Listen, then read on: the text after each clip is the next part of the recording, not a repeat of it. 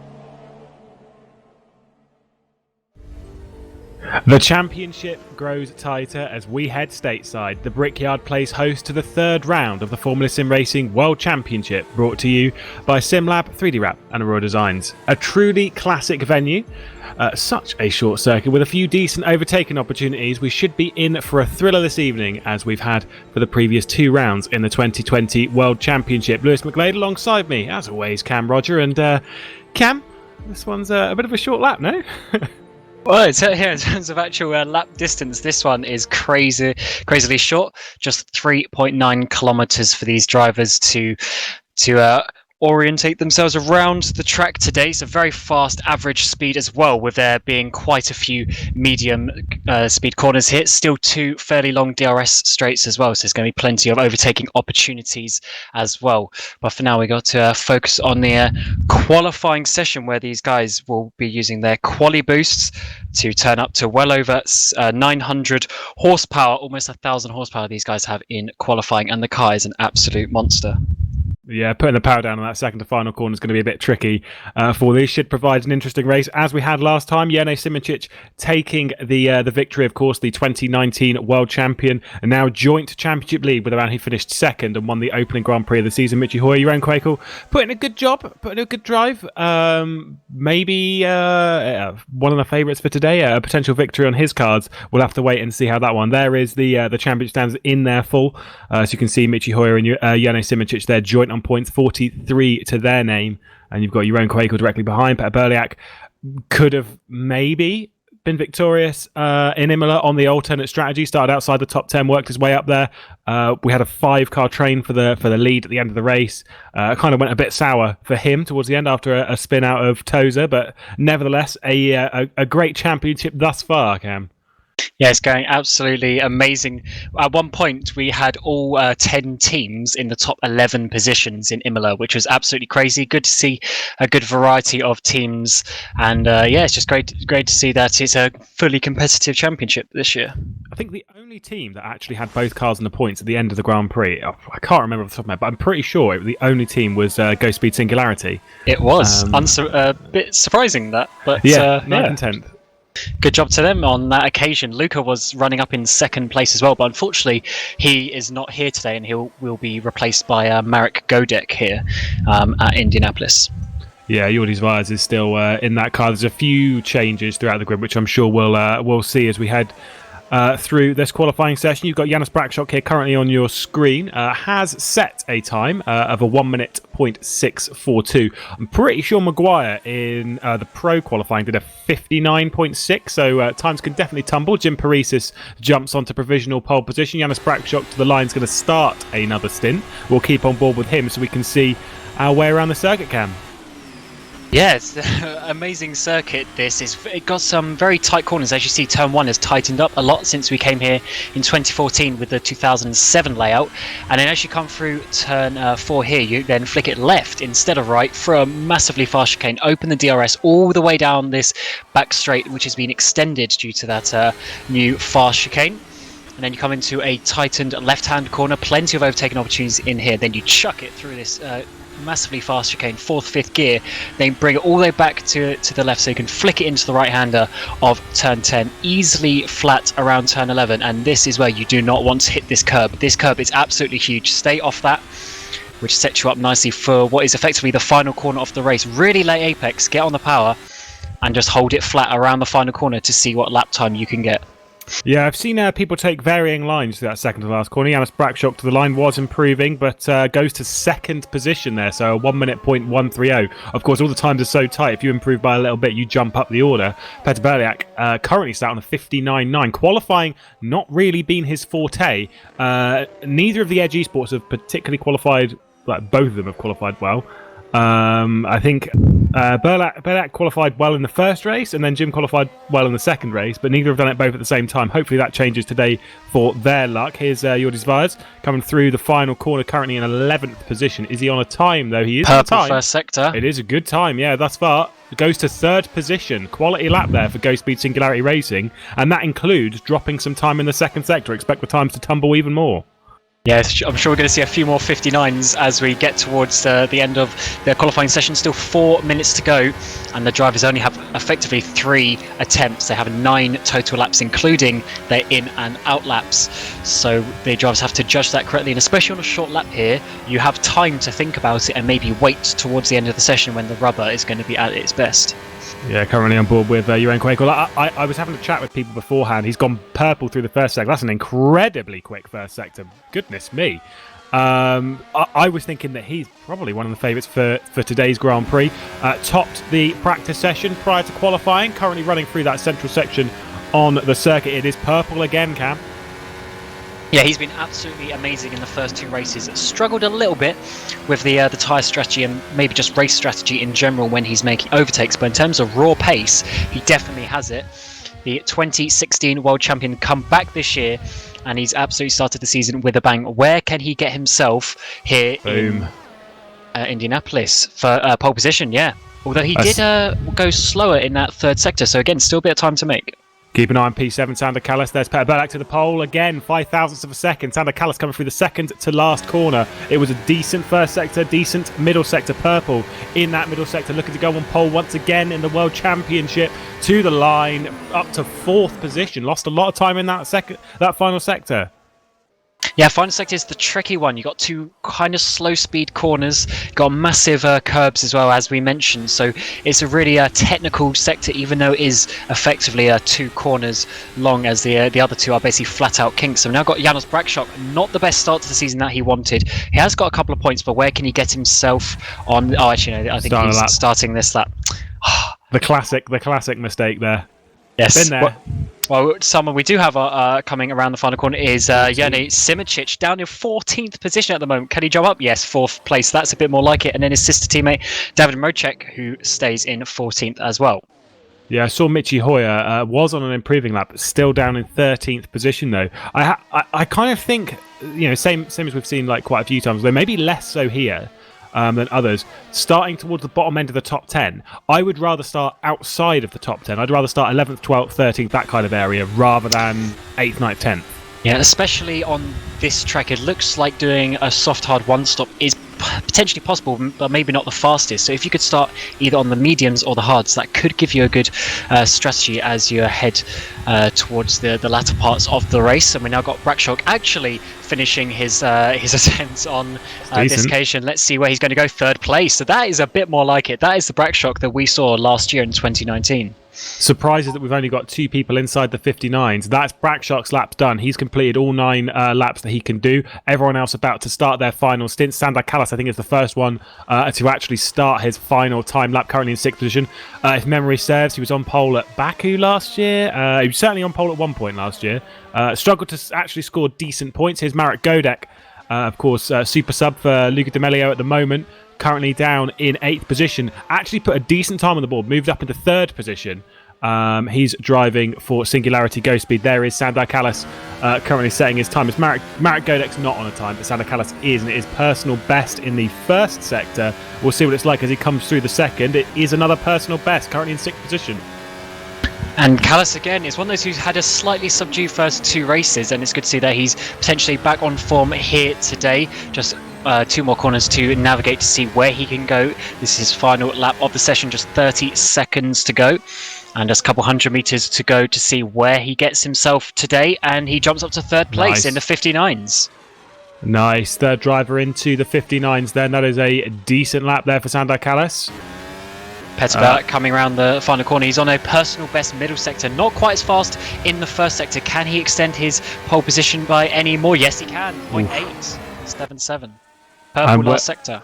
And the curse of those two not getting along with actually doing laps. Jim Paris has started his final lap, but he's currently down in 11th position. Going to try and join his teammate on that front row, but I think it might be a tall order. Tom Satherley currently on screen, of course, awake very early in the morning. Actually, no, this one works out all right for him, doesn't it? I think we worked this out last round, that he's not ridiculously early in the morning, unlike doing pro. To the line, though, down in 12th position for Ghost Speed. Moves up to 5th. Quality lap. And just next to him, David Mocek moves up to 12th place as well. And I just saw Michi Hoyer jump up to 11th place, but outside of the top 10, crucially, which means he can start on whatever tyres he wants. Cool. Currently personal best in Sector 2. This could be a good time as long as he nails that final sector. Comes towards the line. Jani Simicic moved up into 7th position whilst all this was going on. Oh, he improves, but not enough to get pole. Still 2nd place could be a good place for him. We know his race pace is going to be absolutely stunning. And now Geordie's why? Oh no, he's going to abandon his lap, and he was the last person on a lap. So that is your grid for today's race. That's it. First one outside the top 10 is Jordi's Vire's Michi Hoyer, joint championship leader, down in 12th place. Ooh, this is going to be an interesting race, I'm absolutely sure. We've got an Edge Esports on the pole position, though. There is your qualifying order. 59.877 is what got the Edge Esports man onto pole. Jeroen Kwekel alongside him. Going to be a quality race between those two. Of course, two previous world champions on this. 2015 for Peter Berliak and 2016, 2017 for Jeroen Kwekel. I should remember all this stuff. 16. I remember. I'll get there.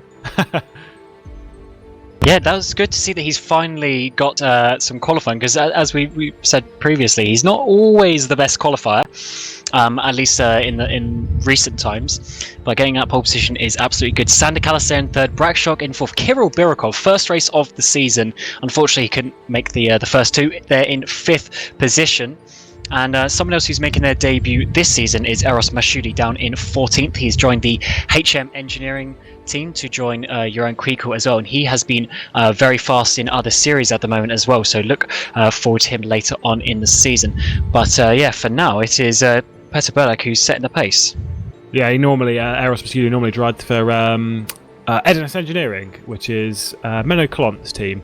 Has been a quality driver for that outfit for a good few years. I think the first time he drove for them was 2015, ages ago. A long time ago. Race winner in FSR as well. Definitely a driver to look out for here, making his debut this season. Obviously not overall, he's a race winner, but this season should be a quality drive. Of course, the strength of field here in the World Championship is pretty high.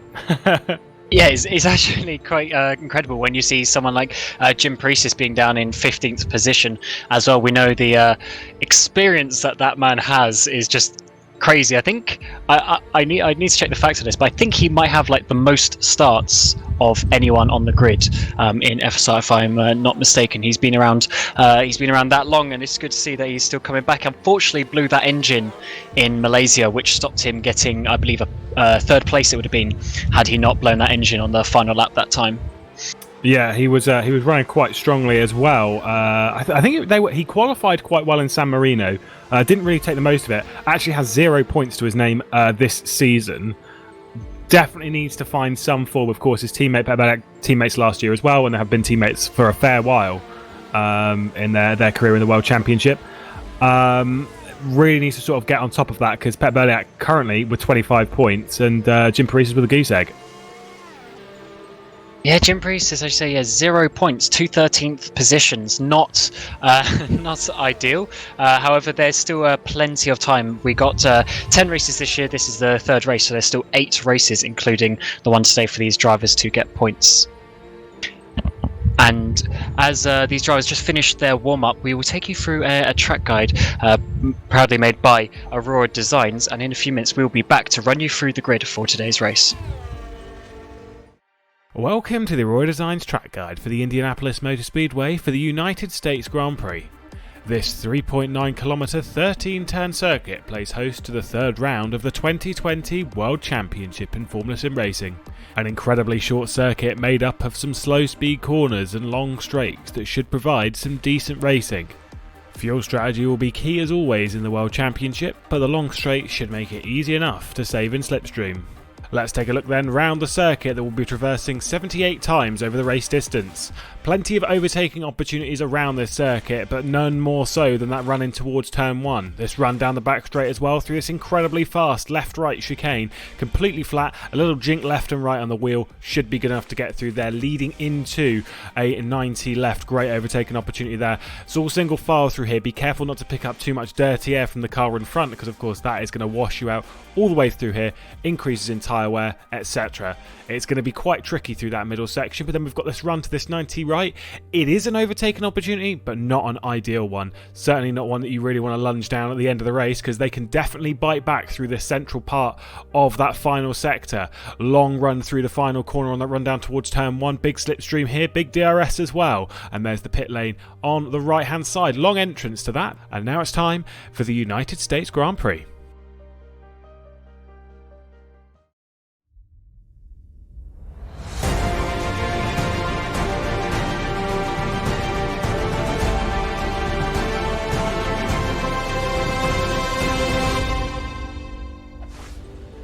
Welcome back then to the third round of the FSR World Championship. We're here in the United States for the US Grand Prix. 78 laps ahead of us. We'll be moving into that race session shortly, and after a pretty tight qualifying session, we are ready to go for another thrilling race of this 2020 World Championship.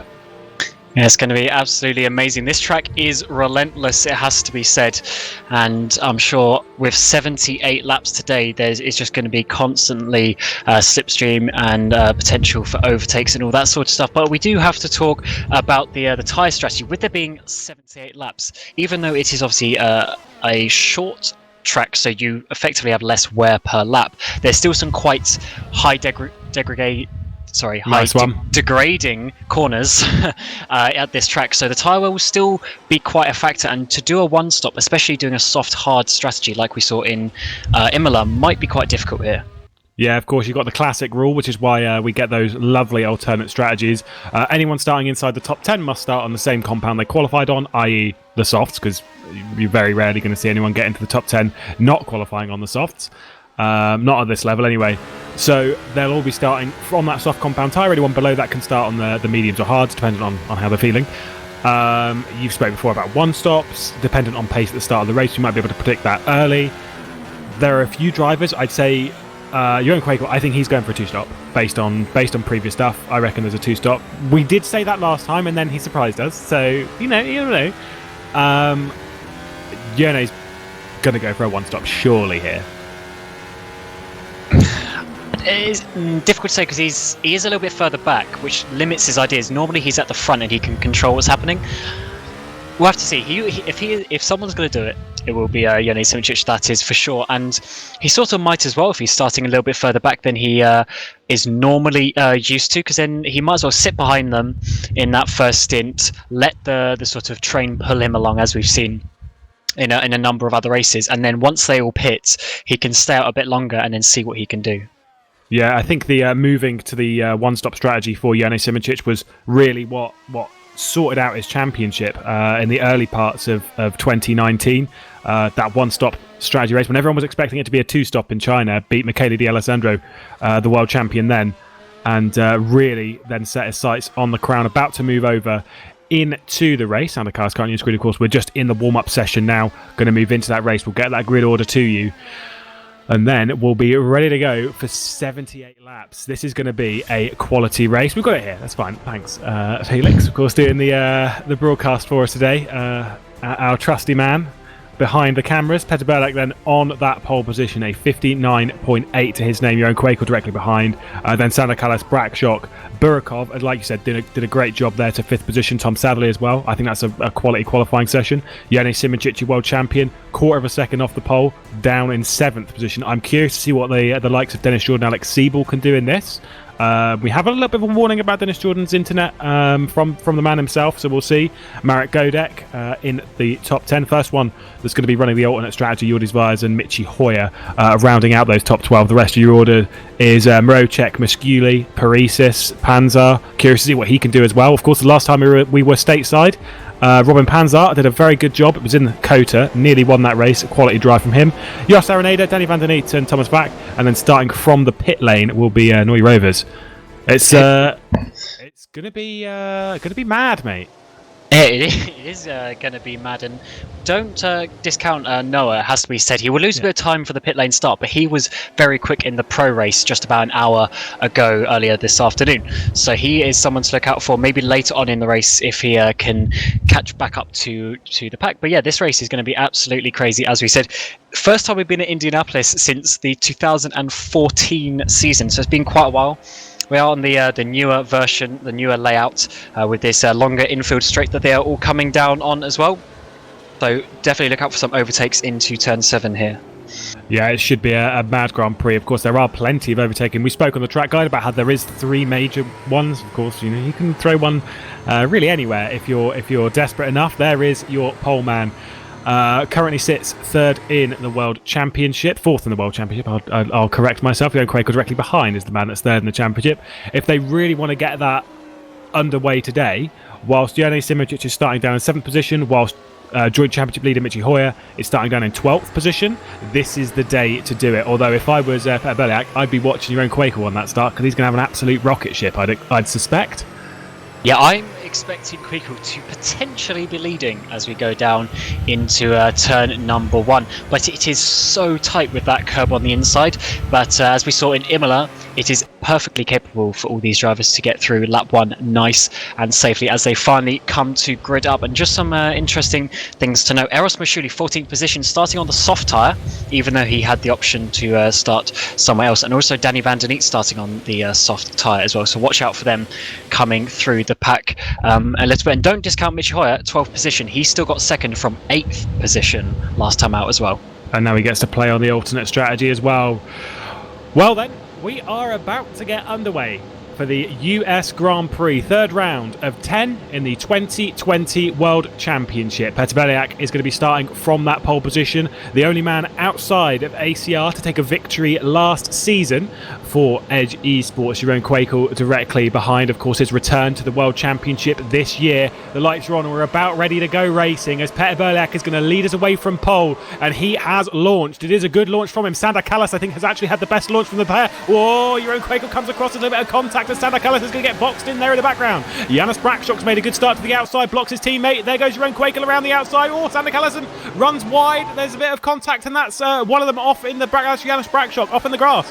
Peter Beliak just about to hang on to the lead of the Grand Prix here. Jeroen Kwekel was aggressive on the start, has made it stick. Jerne Simičić in the background, though, going side by side through the chicane, skips it. Jerne Simičić, though, up into third position, ahead of Sander Kallas, ahead of Tom Satherley, who's going to try and move his way up into fourth position, as does Kirill Burikov. Is coming under attack from Alex Siebel, who's dived down the inside, maybe going to make contact.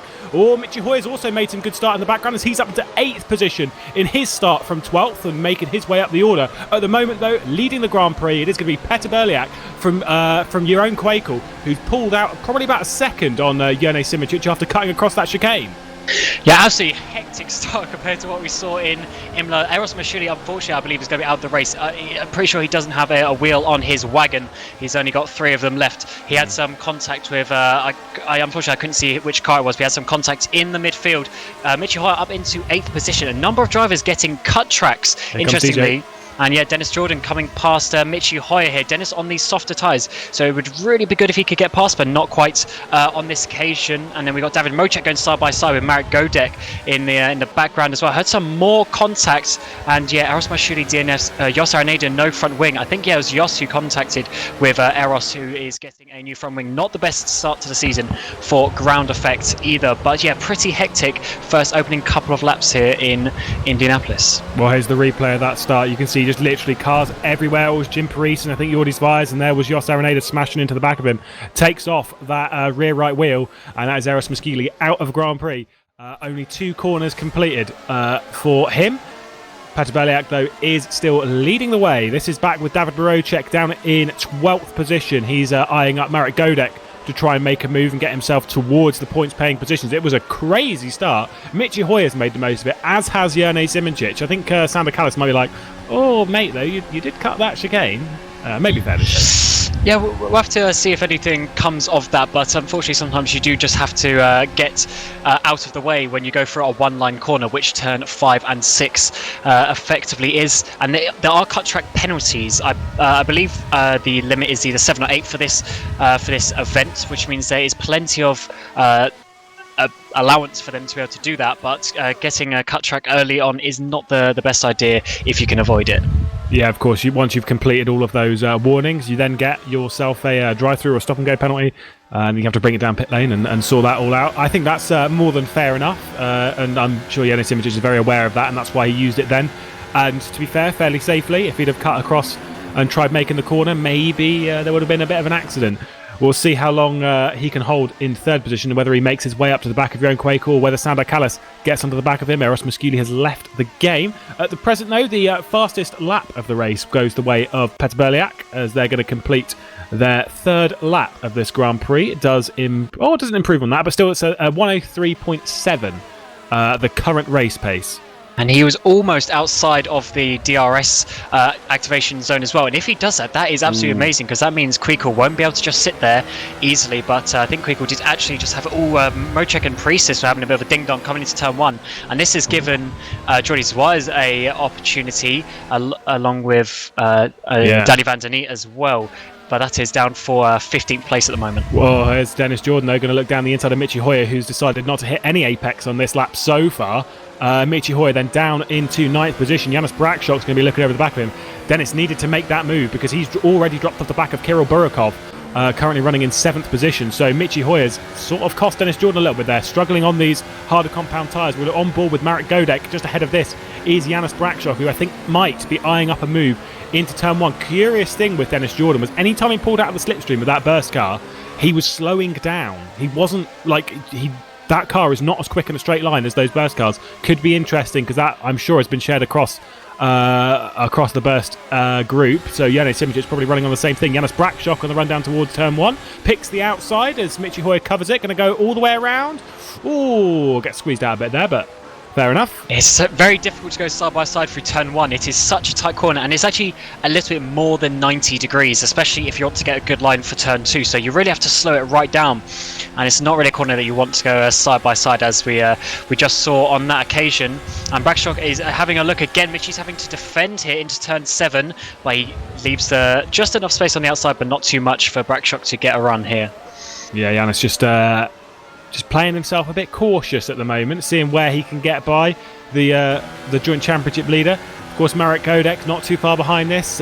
His direct teammate as well, David Morocek, just behind Marek Godek. So a little bit of the cork in the bottle after a great start to the Grand Prix. I think Michi Hoyer might be struggling here a bit, and we'll see how that alternate strategy works out for him. He's losing time, as you say, to Dennis Jordan. Let's see what it is as he comes across the line. It's going to be almost 2 seconds now, and he's going to get overtaken here by Janis Brakshock. There's nothing he can do on this occasion. So Brakshock, if he brakes nicely, will take that position.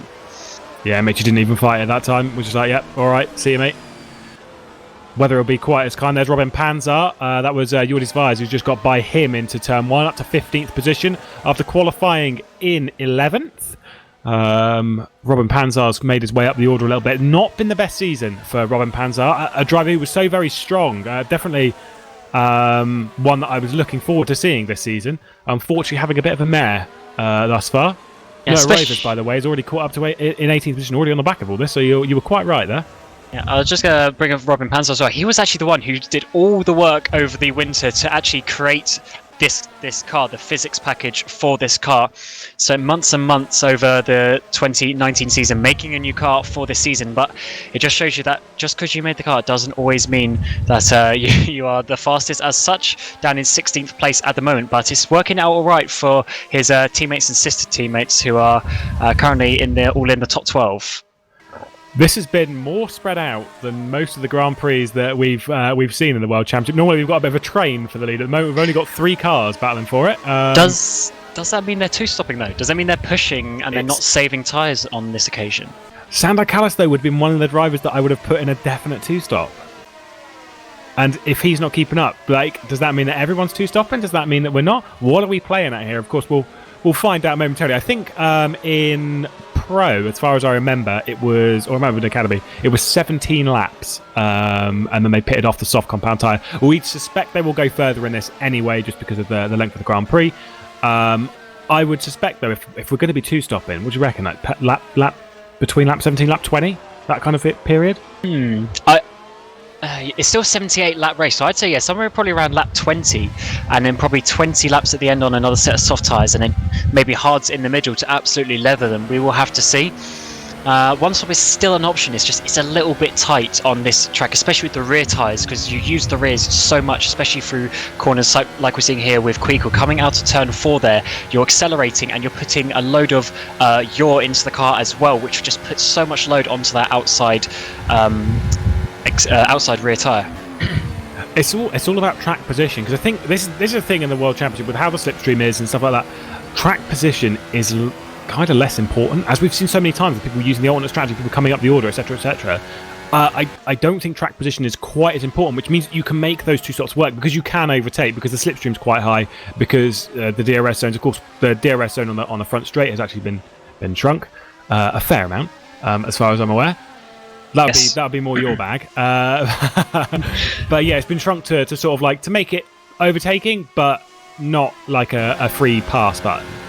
Yeah, that is it's impossible to balance it. But obviously, things such as tweaking the DRS zones is something that the administration can do easily to change the characteristics of the racing during the season. Obviously, there's no like physics updates or anything like that during the season. What we have locked in after the pre-season tests is what we have for the season. And Noah Rovers, I think, is actually making a move here on Robin Panzar. So he goes deep into turn one. But yeah, he's certainly shown that he definitely has some sort of talent and pace here.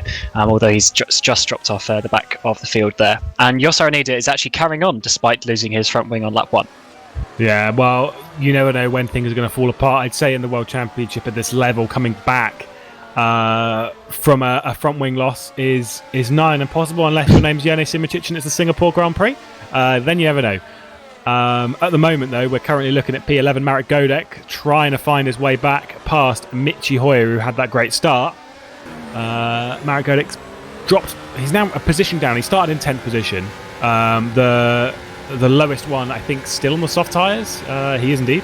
Wow. Van der Neat also started on the soft tyres, but that's kind of different. I mean, the ones that started in the top 10. So he's dropped a position. He's going to try and close up now on DRS. Not quick enough and not close enough, anywhere near.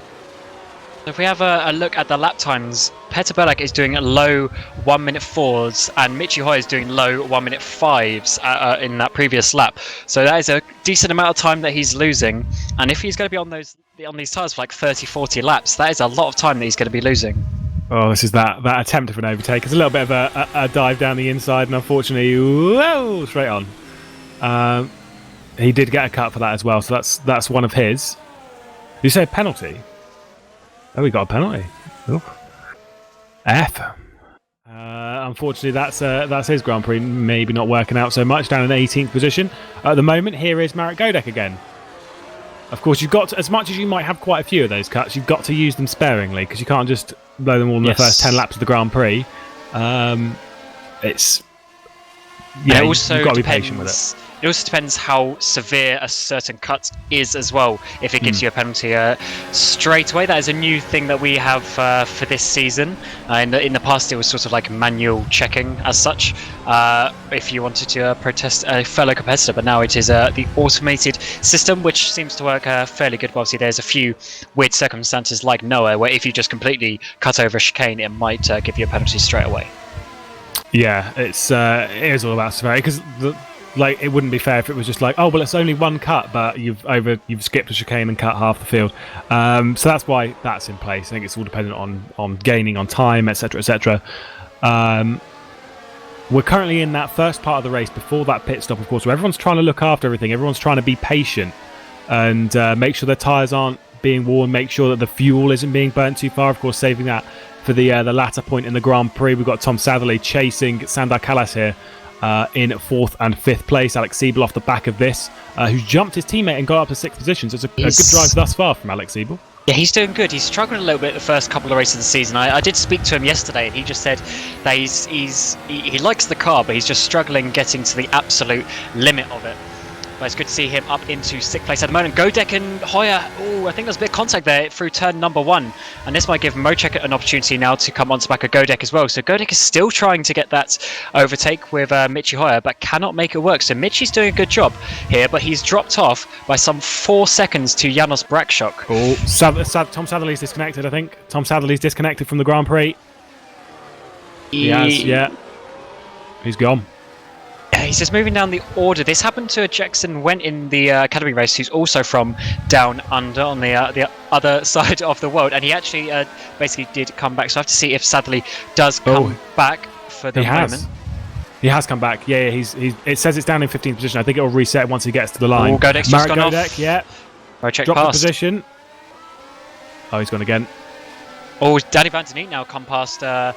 Who's that Godek again, which is giving Jim Paresis a go, and double slipstream almost that Paresis is going to be getting. He could get a double overtake here down into turn number 1 if he is nice and late on the brakes. Satherley has left the race, so Satherley is definitely out of the race on this time. That is really unfortunate for him. He was in a good position to get some points here today. but unfortunately that is him out of this race. And Priestis did get past Godek in the end, so Priestis up to 12th, Van der Neat up to 11th. Yeah, Marek Godek down from what would have been 10th position to 13th, so has dropped a fair few positions. He's going to look down on the inside of Jim Paresis there, doesn't commit to it. Jim Paresis quite late on the brakes there, but manages to pull it up to the corner. And so he's moved himself up a position, of course, on that alternate strategy, which has worked out quite well for Edgy Sports over the season. Of course, there's a thing about the soft tyres. You can make them go to a decent point and then do the rest on the hards. Like the hards are quite a durable tyre. It's just doing that kind of distance on hards is pretty difficult, and you need to really commit to that strategy. It's not one of those ones that you can be sort of half and half and be like, well, I mean, we'll see how it is in 10 laps. Like, no, you need to make that decision at the start of the race, and you need to drive to that number. Yeah, especially on this circuit where it's not that sort of simple. In Imola, it was a bit more slam dunk. It seems that it was definitely going to be a one-stop for most of the drivers, where here, I think it is on that limit. And considering the speed that especially like these top 3 or 4 are going, I would assume that these guys are not saving tyres at the moment, because if they are one-stopping at this speed, then they are absolutely rinsing everyone today. But yeah, I would assume they go for a 2-stop, but we won't know for another 5, maybe 10 laps. Yeah, how is it though, having a Grand Prix this early in the season where the 3 main competitors in that Grand Prix, the 3 guys looking for a victory, are the 3 world champions on the grid? That's amazing, isn't it? Pretty nice. And they're catching up to a car who is Jos Araneda, who, as we said, lost his front wing, made a pit stop, and hopefully he gets out of their way, although he's actually helping Belak in some regards because he's giving him slipstream. But obviously we do have the blue flag rules, and it looks like, yeah, he's getting letting them pass. Ooh, a little bit awkward, but this part of the track is quite tight. And I think Simičić is going to have to wait a couple of corners here, unfortunately, so he's going to lose a little bit more time. So you're not the best there, but hopefully Simičić will be able to catch up with that DRS that he got. Yeah, he's got the DRS at the moment, but has dropped outside of it. If he stays outside of DRS range, I think he will push a little bit harder to catch up, and I think he should be all right. But that was maybe not the best backmarking that I've ever seen in my life. But at least no one died. That's the important bit. Yeah, that's always the best bit, and this has given Quico a bit of a breathing room, because as you say, Simičić is now out of the DRS zone, as we will see when they come round onto this straight. But Quico, once again, is just sitting here at the front of the field, but can he do it for the whole race? We've seen him drop back in the final 5 or 10 laps of the first 2 races we've had this season. But he's staying with Peter Belak today, so we need to see later on in the race if he can keep those tyres right towards the end of their stint. Yeah, of course, just getting information. Phil Kraus won the pro race, took back-to-back races, and now has a monstrous championship lead in that, which is pretty hilarious after 3 rounds. But he one-stopped that race, went up to lap 20. Of course, that race is ever so slightly short. That one was 63 laps, this one's 78. So, it was obviously possible there. Maybe you'd probably need to go a bit further than 20 laps to make it work. And of course, with the amount that they're pushing, well, we'll wait and see. We've currently got Kirill Burikov on that screen on the back of Alex Siebel. Your top 10 as they run: Berliak, Quakel, Simičić, Kalas, Siebel, Burikov, Jordan, and then Brakshock, Hoyer, and Morocek at the bottom end of that. Of course, like you said, there's a 6-second bubble where Michi Hoyer is to Janis Brakshock. So the pace on those hard tyres, if we're to be believed at the moment, the pace on those hard tyres does not look very good. Wow, Brakshock's definitely on a 2-stop. That's absolutely crazy. And Siebel here is coming past Sander Kalas there for 4th position. And obviously there's other places in there because of Brakshock pitting as well. And this is giving Burikov a chance now to get Kalas, because sometimes what happens is once you get overtaken by one person, it puts you on the back foot. And that means that Burikov might be able to get Kalas, or actually he doesn't really get a nice exit. And Kalas didn't actually get DRS apparently on this occasion. Burikov, is he going to look? Oh no, he actually he lifted and coasted for about 10 metres there just to be like, actually no, I'm just going to sit behind you. Oh, Danny Van der Neet's the other one who's dropping down the order. He's disconnected, I believe, but he is back, maybe, kind of. It's bizarre what's going on there. But either way, yeah, Sander Kalas drops down a position on Alex Siebel, who's going to try and push here to break that. He's already got nearly a second clear. Petr Berliak's into the pit lane. Boom, that's big. Oh, that's a great pit lane entry. That's not so great from Sander Kalas there. So Berlak is on the hard tyres, so that still leaves us with, Danny actually has left, unfortunately, but his teammate Sander Callis, does he take hards as well? Yes. So this, it still gives the opportunity to one stop. Obviously, 61 laps sounds like quite a long way to go on those tyres. I think it's going to be a little bit too far. Sander Callis, though, did have some repair on that, so I'm assuming he's going to drop back a fair while. But that comes out in 11th position. I was just going to say, and he's going to get a decent gap to drop into, actually, because he's got Jordi Zwijs there, but ahead of him, if he gets past, there's about a 4-second gap to fill. So this could be all right for Berlak. I would assume that Kweekel is just going to react straight away. There's no point, unless he's doing a one-stop strategy, there's no point to stay out. And does he stay to the right? No, he keeps on. Yone Simičić comes in. Alex Siebel, by the way, is pulled away from Kirill Burikov and doesn't come in, so he's also staying out. Kirill Burikov also staying out. Dennis Jordan into the pit lane. Michi Hoyer obviously will stay out because he's on those hard tyres. Curious to see Yone Simičić, the man who we would expect to do the one-stop, coming in already. Probably going to try and latch onto the back of Peter Berliak, who's coming through the second to last corner now, right on the back of Jordi Zwijs, so he's going to pick up some DRS. Probably an easy move into turn 1. You'd hope anyway for Berliak's sake. And just ahead of them, Mochik is getting past Hoyer, so that has been coming for a couple of laps. And we now need to see where Simičić is as well, coming out of the pit lane. Berlak has gone. Zwijs is just ahead. So Berlak's actually got past Zwijs. So Simičić has got some space to push into, but now Berlak is in that gap as well. He has got all the room in the world to try and make sure Kweekel doesn't do an overcut. Yeah. Curious to see what the strategy is now. Jeroen Kweekel's going to stay out. One stop. Definite one stop.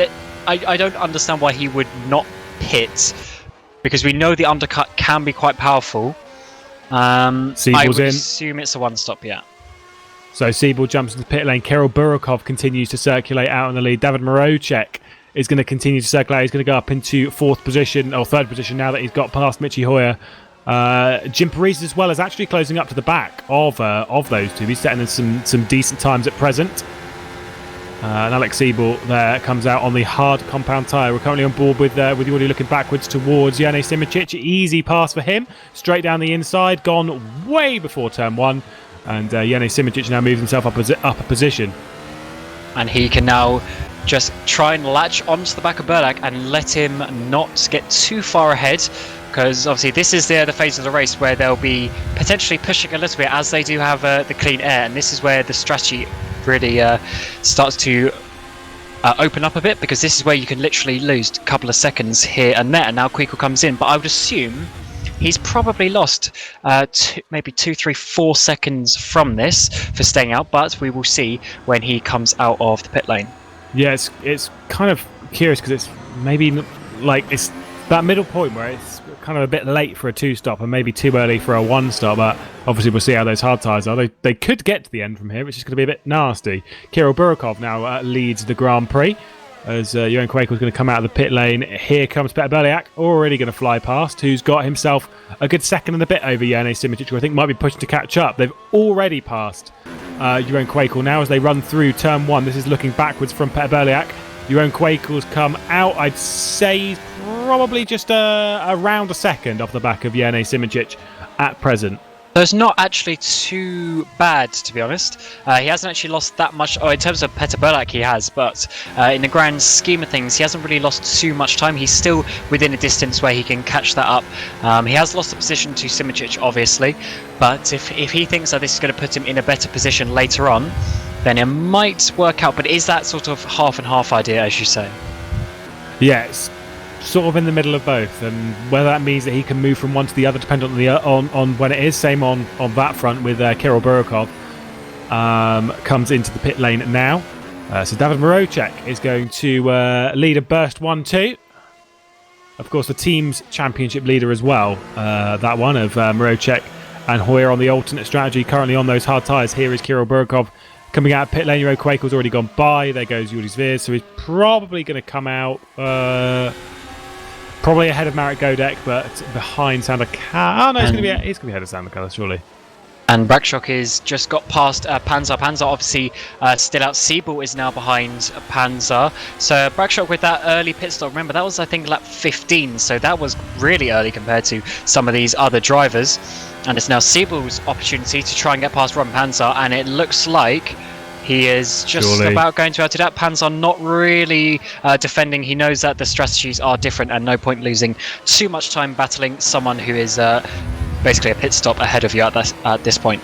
Yeah, so Alex Siebel moves up into the top 10 once again after that pit stop. So a few drivers inside that top 10 yet to stop, being those two leading the way. Jim Paris as well in 3rd position, yet to stop. Yuri Zviz in 7th position, also yet to stop, as is Thomas Vack in 8th. Everyone else has stopped. So it's about 50-50 in the top 10 of those that have stopped and those that haven't. So unsurprisingly, Burlak and Simic are the fastest on track at the moment. They're into the 1 minute 3s at the moment. The 3 guys who are still out of Mocek, Hoyer and Precis, they are all in the mid to high 1 minute 4s. So there's quite a big difference in time. A lap time between these drivers, and I would assume by the time Petter gets to Precis, he's not, as you know, his teammate, he's not going to be too harsh. But Hoyer is obviously sister teammate of Simic, so it could help if when Burlak catches up, if Hoyer holds up, or quotation marks hold ups Petter Burlak a little bit. But surely he won't want to do his sister teammate regardless any favours here, because he is his championship rival. Depends if you're a team man, I guess. Well, it depends if you want a championship or not. Yeah, that's always the difficult thing when you got teams and organisations working sort of against each other in or at least this specific scenario. There's Kirill Burkov just ahead of Dennis Jordan. Robin Panzer ahead of this, another position that he's probably going to drop down into turn 1 once Kirill Burkov gets by. I think Dennis Jordan's not really close enough to take any advantage of that. Robin Panzer moves to the inside, and Kirill Burkov very easily. Whoa! See you, Dennis. Oh, he tried that. He did give it a good go. Very opportunistic, but he didn't make that work on this occasion. However, he's right up the back of Robin Panzer now, so I would assume he's going to get past him on this next straight. And then he can go and chase down Kirill Burkov without there being any traffic in the way. And just like his teammate Alex Siebel a couple laps ago, Dennis is going to slide down the inside of turn number... Oh, no, he doesn't. That's probably going to be quite late for Robin Panzer. He's going to try and hang it around the outside of this section. No, he's not going to be able to. David Morocek's, by the way, dropped behind Michi Hoyer for the lead of the Grand Prix. So those two have switched once again at the front of the field. It is Michi Hoyer who hits the front to complete lap 24, and David Morocek is going to follow suit. Mocek went off in turn 12. The right-hander coming off the banking, as we've seen a couple of times, just went too deep, went on that grass on the outside. So Michi Hoyer, as you say, is back in the lead. And I do wonder what these guys are going to do, because Burlak is only a few seconds behind them. So they've basically lost a whole pit stop by this point. So if they're one-stopping, it could work, but they are going a little bit too slow at the moment. Attempt number 2 or 3. I mean, it depends on whether you count that first one as an actual attempt. But either way, Dennis Jordan has got by Robin Panzer now and up into 12th position. Definitely trailing his teammate by quite a bit. Up at the top, though, Janis Brakshock, P8 rather, moves up past Thomas Vack at the central point of that 90 left. There's probably the least likely overtaking opportunity between there and the front straight, but we're definitely going to see some action into that one. This one around here, I think you'll see a couple of lunges later in the race, dependent on run and tyre position. We saw a good few moves into here in the IndyCar race as well, because obviously they race here. It's a very interesting track. It's changed quite a bit since the 2007 layout that we've used before, as we've said, but some of the corners like tightened up, and it's made some corners just a little bit awkward, which is as Herman Tilke would say, is they're like mistake generators, where they're made purposely to be awkward so that you don't always get the best exit. And it seems to be proving some pretty decent racing so far, as Robin Panzer comes in after only 24 laps on those hard tyres. Yeah, that is interesting. Out of the race. We're currently on board with Petter Berliak, by the way. This is Michi Hoyer, so he's already caught up to the back of this. We've got Michi Hoyer who's dropped back behind Jim Parissis. Jim Parissis is now looking to take Morocek for the lead. Petter Berliak, he's going to dive down the inside at the third to last corner. Maybe not quite there, but the top 4 are all in one big line. Morocek currently leading Parissis, leading Hoyer, leading Berliak. Jone Simoncic is using this time to catch up, as is Jeroen Kwekel. So they are all tightening up as they've reached this top field. Is it going to be enough, though? Because this is the thing, is that all these guys have got slipstream. Bit of a weave there from Petter Berliak, now trying to find his way through. Where he knows that this is going to be costing him time to Jone Simoncic. It was actually Michi Hoyer who went off in that turn 7 left-hander at the end of the back straight, and he had to go over the new fast chicane, which obviously allowed Prisis and Mrocek to get through. And yeah, this is going to be a bit difficult for Berliak because he knows that Michi Hoyer is not going to be the easiest one to overtake, despite him making a couple of mistakes. And you can see just behind Petter now, Simoncic and Kwekel are right there, although they have a massive gap of 8 seconds to Janos Brackshot behind them. Yeah, these are effectively the top 3, which is 4th, 5th and 6th on the road, have pulled out effectively a monster gap over the first 26 laps of this running. But this might be the Achilles heel for them. This might be what holds them back from running away too far. This gaggle of cars, these top 3, Mrocek, Parisis and Hoyer. Because the thing is Hoyer is getting DRS, although he is dropping off the back of Jim Parisis here.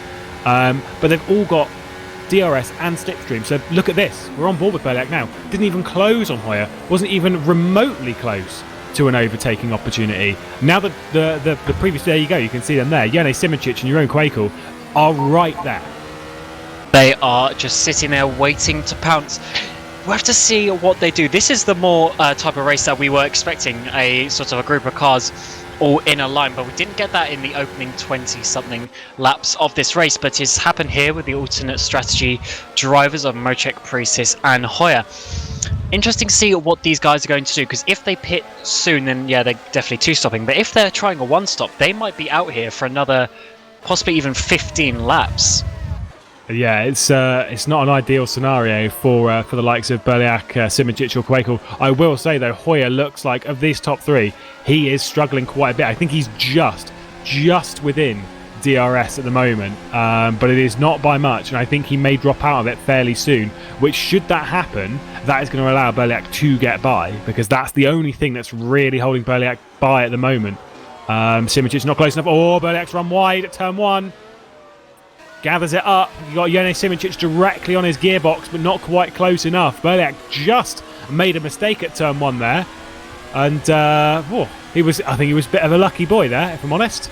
Jeroen Kwekel directly behind Jone Simoncic, probably the more aggressive of those 3 world champions on the grid, as we've seen a few times over this 2020 season. He thought about it. He was thinking about it. He tried to prove you right there, like he did to Simoncic. And the hairpin in Malaysia just absolutely sent it down the inside and made it work on that day, but not on that occasion there in turn 7.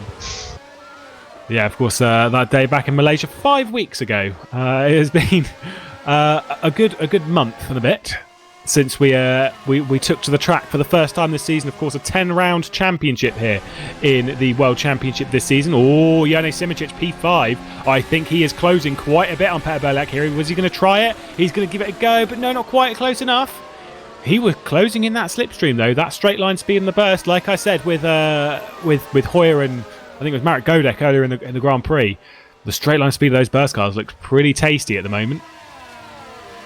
Yeah, I do wonder if that was maybe a bit of quali boost or something, because they definitely look like there was an extra factor going in there. I do wonder why, if it was the quali boost, I wonder why he tried it on that specific occasion. Probably just to get back thinking, hey, I'm still here. I'm not just going to sit behind you to try and keep him on his toes. Obviously, you never want to make it easy for your opponents, and you want to maybe, politely force a mistake if you try and just keep right behind them. However, Simoncic is getting very close, but it's actually Berliak who's getting even closer to Hoyer on this occasion. Good drive off of the second to last as well. Yeah, he's actually always kept the distance actually on this occasion. Is he going to try something? No, look at that. Yeah, Hoyer's got a good top speed. Yeah, I don't think you're seeing Berliak slipping it up into quali boost at the moment. He's quite happy to sit there. I say happy. Happy's definitely the wrong word. But the thing is, if he gets by Michi Hoyer here, he has a position ahead of Jone Simoncic, which has used quali boost to get there, has pushed it a little bit too far, and that's stuff that he can't use later on. So it's almost like there's no real point in going for it now, because you move that position ahead, then say they all pit. how much more time have you got on Jene Simoncic? Maybe a second. He's still within DRS. He's still going to keep up with you. So it's kind of pointless for Berliak to go for something. This top 3, though, if they split apart, that is when you'll see them absolutely go for it, because they have to. Yeah, they absolutely have to. As you say, and we saw one of the edge cars, it was prix, who blew his engine in Malaysia on that final lap, as we mentioned earlier. So it can be done even in the World Championship with the best drivers that we have. And I'd say he's even closer on this occasion. But yeah, he's obviously just got higher wings. Although he's having a bit of a second win here. Made Hoyer think about it, which means he's going to be slightly offline in turn 1 and 2. So this could eventually work to move coming out of turn 6, the little chicane, going onto the back straight. The way he's driving is quite calm, I would say, with his steering inputs and such at the moment. Though Jeroen Kweekel is getting fairly close to Simoncic. Simoncic defends. Kweekel looks down the inside. No. Yeah, he's looking. So it definitely looks like Kweekel's getting a tiny bit impatient here. Although, as you said with Berliak, sometimes it's not always the best to make the move straight away. You have to wait until your moment when it is absolutely perfect. That's one thing that Jene Simoncic is the absolute master of, is waiting to make that move. He is so patient and so calm. We saw that. Which is what effectively awarded him the victory. Oh, in comes Jim Paresis down the pit lane after only 32 completed. Once he comes into his box, he's going to come onto hard tyres again. Here is Peter Berliak. Now he is closing on Michi Hoyer. Has got that one done at turn 1. Going to go around the outside. Michi Hoyer kind of backs out of it. Peter Berliak's going to give him some room, and that is up to second position to Berliak. 1.6 seconds off of the back of Davor Marocek. Now Jene Simoncic. Is it going to be an easy pass for Jene Simoncic? Oh, near contact there from Jeroen Kweekel there, right on the back of the gearbox. Very nearly tapped the rear right tyre of Jene Simoncic. Michi Hoyer pulls off immediately, opens up the DRS, allows Jene Simoncic through. Jeroen Kweekel, he's surely going to make a big dive bomb. It's a massive dive bomb. That scares Michi Hoyer right off the road. And this is exactly what Michi did a couple of laps ago, and I just saw that coming. I just knew Kweekel was going to absolutely send it. He has been probably the best on the brakes during the first 2 races of the season, and he absolutely sent it there. We're going to get a replay on your screen. He is many car lengths back at this point, but he does not care about that. He sees that braking point, and look at that, absolutely sends it. Michi saw that coming, got out of the way, and Davor Marocek's actually come into the pit lane with Michi Hoyer on this occasion. But yeah, Michi twice now he's gone over that chicane. Yeah, obviously picking up those cuts. That was it was brave. It was committed from Jeroen Kweekel. It was a bit of a dive, but you can't complain about that. For one, you knew it was coming, and for 2, he hit the apex, didn't go off the road himself. That's pretty fair in my mind. And it probably was a risk too far, considering Hoyer came into the pit lane on that lap, but he didn't know that was going to happen. Hoyer onto the soft tyres, by the way. Hoyer onto the soft tyres, which means he's definitely 2-stopping for one, because those softs won't get to the end. But it also means we need to learn from what these teammates are doing. For instance, Priest has got 30 laps out of the hard tyres. So is that what Berliak is going to do as well? He stopped. Trying to find out what lap it was. Lap 17 he stopped on. So 30 plus 17 is lap 47, which means another 14 laps maybe Berliak's going to go. We'll have to see what we can learn from their teammates pitting. Yes, this is the thing, when you're running an alternate strategy between your cars, you can effectively open up to run completely different strategies, and so there's no point in being like, oh well, you're going to run 40 laps, you're also going to run 40 laps, and you kind of don't want to give the game away, because that's the thing, is we're chatting about those numbers. Here's Sander Callis going to get by Jordi's Viers at turn 1. That's a nice, maybe not a nice easy move. Jordi, heavy on the brakes, carries it around the outside, hangs on to the position at least for now. Oh, I thought that was done and dusted, but then Jordi thinks, I am quite good on the brakes, do you know? And Sander Callis maybe a little bit shocked by that, now holds on to 8th position. Does Jordi? Whoa! That was a big catch there for Sander Callis at high speed as well. DRS open, now coming down the back straight into that 90 left. This is going to be a bit tighter there for Jordi to hang on to, and Sander Callis does gain the position. Yeah, good racing there for the lower end of the points. Jordi got his first WC points last time out. I believe it was 9th position he got there as well, which is the position he is in At the moment, first points for Singularity in WC as well, I believe, on that occasion as well. So yeah, not doing too bad for Jordi. It's good to see how much he's improved over the last couple of years. He was in the Pro Championship, which was the Ace Academy Championship, which used to be called Pro. Yeah, this is exactly why it was changed. Yeah, cool. 2 years ago. So he's jumped up 2 tiers to come up here, but he's improved so much over those 2 years. And as you can see, he's fighting out with the big boys, although he lost out to Callas on that occasion. Oh, I still remember the day when it was World Trophy, World Series, and then World Championship. Those are my days. Yeah, back in the day, definitely. Series names changed, but it's always basically been a 3-tier system, no matter what the name of that was. And he's jumped up from the 3rd to the 1st, and definitely showing why. And he's one of the better drivers on rFactor 2 at the moment, has to be said, in other esports competitions that you see. Yeah, certainly has been up for victory in quite a few of them. Unfortunately, has met some issues. We won't go too far into those, but nevertheless, I think has got some potential. Open wheels, not really his forte, but trying to learn. And whilst he's here, why not? Why not? It's always good to learn. I think learning different disciplines advances your skill base in other disciplines. So if you get better in an open wheeler, I think that does help you in, obviously not in touring cars, but if you're well-rounded, if you can drive touring cars, if you can drive open wheels, if you can drive GTs, if you can drive prototypes, you're a very well-rounded driver, and you can use bits of knowledge from each to advance your skill in another. And that is, as you say, exactly what Jordi is trying to do here, learn new skills. He's always been sort of a sports car kind of guy, and moving into these open wheels is a completely different breed, especially in qualifying. These cars are just unbelievably quick. If you want to check out yourself, either look on the Steam Workshop or check out the Formula Sim Racing forums, where you'll be able to find the download links for the mod. And especially in qualifying, it is absolutely unbelievable how quick and planted these cars can be, but to get them to the very limit, you have to be very skilled. Yeah, that's why I don't drive these. That's why we're here. Yeah. Yeah, as a commentator. Well, yeah, no, your qualifying didn't go quite so well, did it, Cam? Yeah, no, unfortunately, my driving career is not being too good at the moment. Oh, sorry, you're a world champion. A world champ? That's not how it is. You're a champion. That's it. Elsewhere, so that's fine. Twice. Yeah, I've won 2 championships in my lifetime. You're not which always helps with the commentary side of things as well.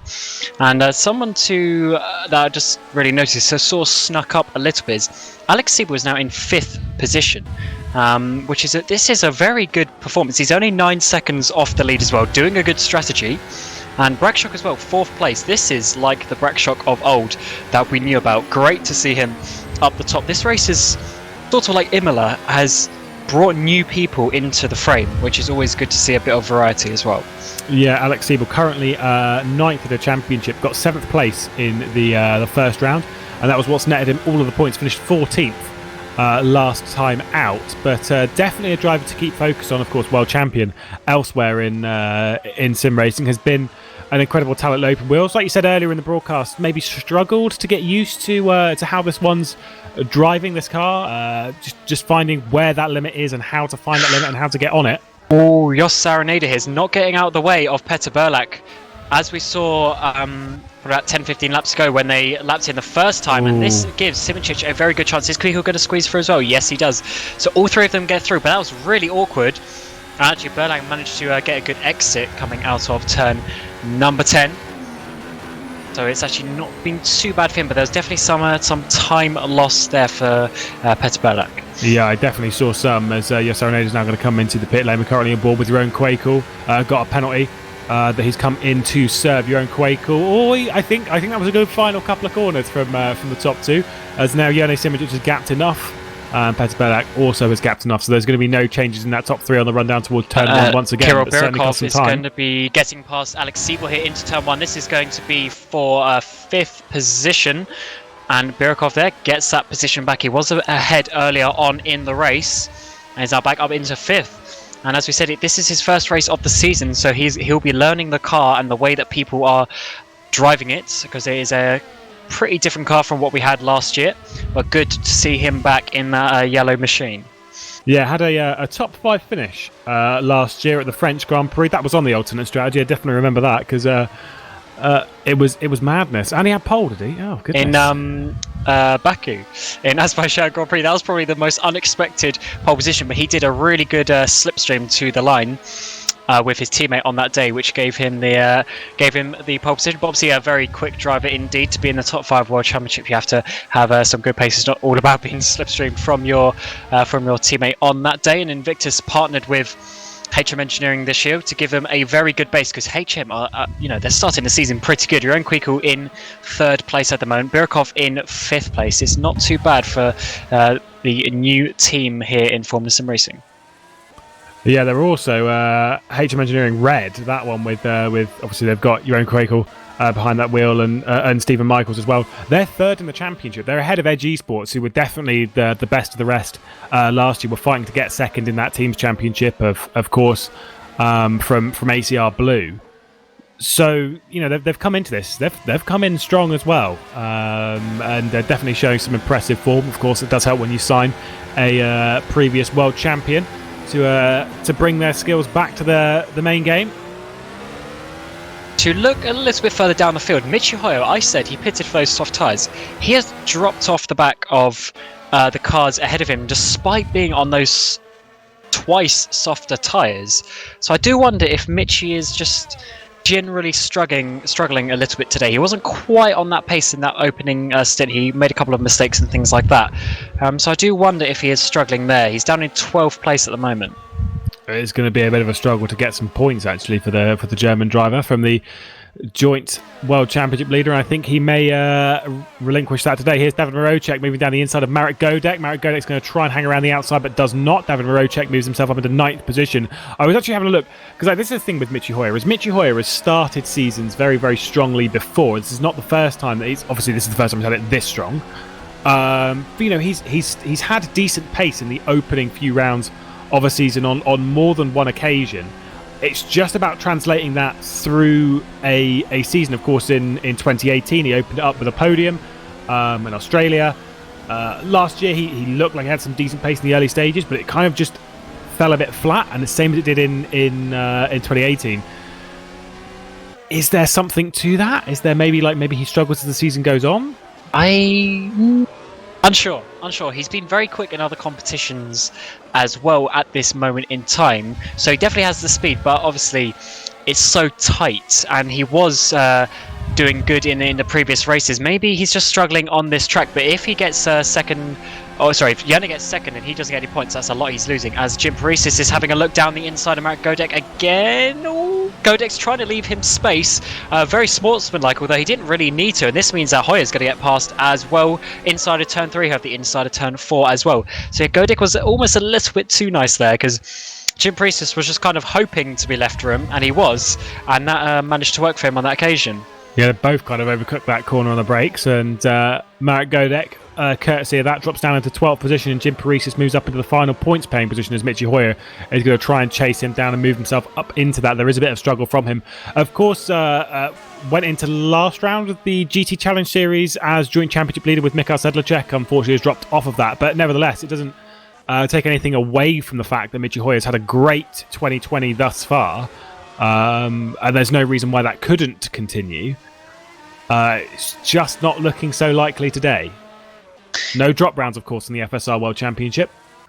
Yeah, every single point counts, not only towards the drivers, but also the Constructors' Championship as well. So you've got to make sure you're getting the points on the board, and especially as we mentioned in the previous round as well, there's only 10 races compared to what we've had in other seasons. There's a little bit less, which means each race is more important and more valuable. Yeah, of course, we are here, and then in a couple of weeks' time we head to Portugal. Estoril, I think it is, that we're going to for the Grand Prix over there. Should be a good race. Yeah, it's known as Portugal on rFactor 2, and yeah, we'll be there. And we had a test race there, which was actually a very good test race. So I'm looking forward to that track. Actually, it's nice to have a couple of different tracks on the calendar this year, especially Indianapolis. This is certainly sort of a favourite of mine, and I do like what they've done to this track in some ways. It's added a little bit extra to the overtaking opportunities that we've seen here on this 2014 version of Indianapolis. Yeah, currently he's got Janis Simic on screen at the moment, 6/10 off the back of Petr Beliak. I think just doing the old classic of not really attacking. Michi Hoyer has got by Jim Paresis and now up into the top 10. Of course, definitely expecting another pit stop from both of those. Jim Paresis started the race on the hard compound tyre, definitely has to take another set. That'll be probably the softs towards the end of the race. This strategy's maybe been a little bit more complicated today. It's like we said back in San Marino, it was a pretty slam dunk one-stop race for the most part.